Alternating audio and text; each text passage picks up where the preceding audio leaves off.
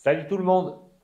Un sujet qui revient et qui me tient à cœur d'en parler encore, parce qu'on y a déjà parlé, c'est le sentiment d'injustice. Allez, c'est parti!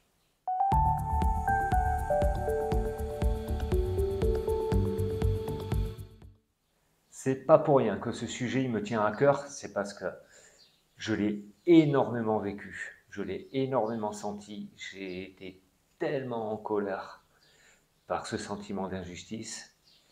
Euh, Depuis peu, j'ai l'impression que ça change. J'y ai peut-être pas encore été à fond confronté, mais j'ai l'impression de faire un chemin quand même là-dedans, et c'est ça que j'aimerais partager ici.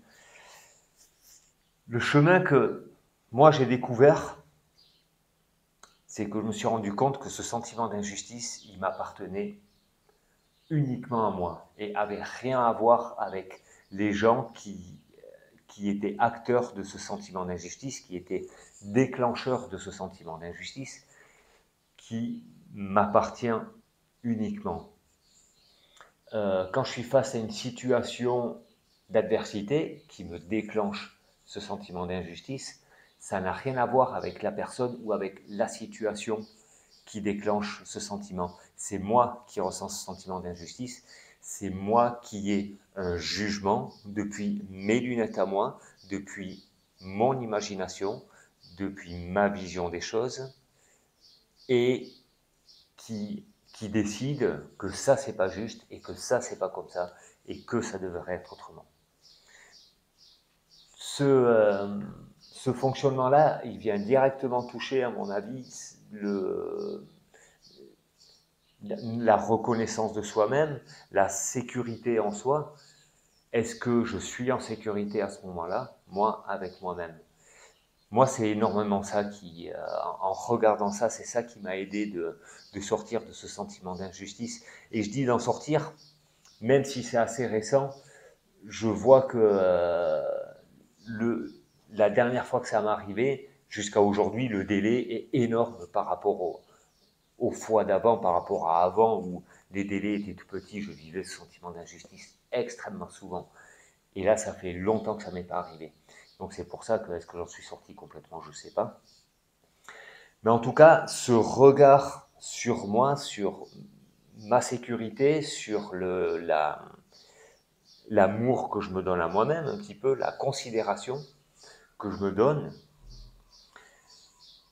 ça me permet d'accéder à un autre regard sur la situation. Tiens, cette personne-là vit ça, cette personne-là fait ça.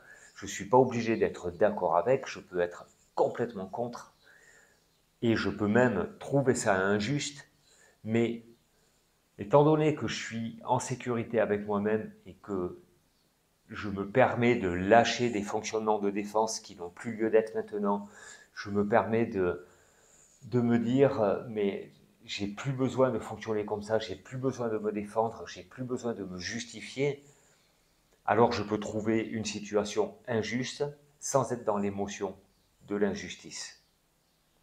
C'est juste, ensuite j'ai un avis sur les choses, mais encore une fois, je suis bien avec moi-même, j'arrive à considérer que je suis une personne entière qui est autonome émotionnellement. Et alors cette colère-là, la colère c'est une défense un petit peu. Je vais me mettre en colère pour me défendre, pour trouver l'énergie un petit peu, pour trouver la force à aller me défendre. Peu importe la défense que je vais choisir ou pas, d'ailleurs, en tout cas la défense que je vais appliquer.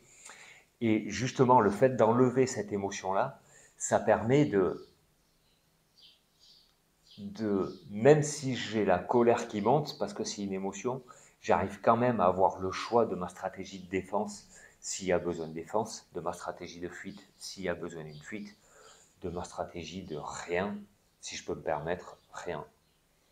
Voilà, le petit partage du jour. N'hésitez pas à me dire si ça vous parle, si j'ai oublié quelque chose, si vous vivez une émotion où vous êtes encore dans le sentiment d'injustice, si vous y êtes plus, comment vous avez fait pour en sortir. Ça m'intéresse à fond tout ça et je vous dis à demain pour de nouvelles aventures. Ciao!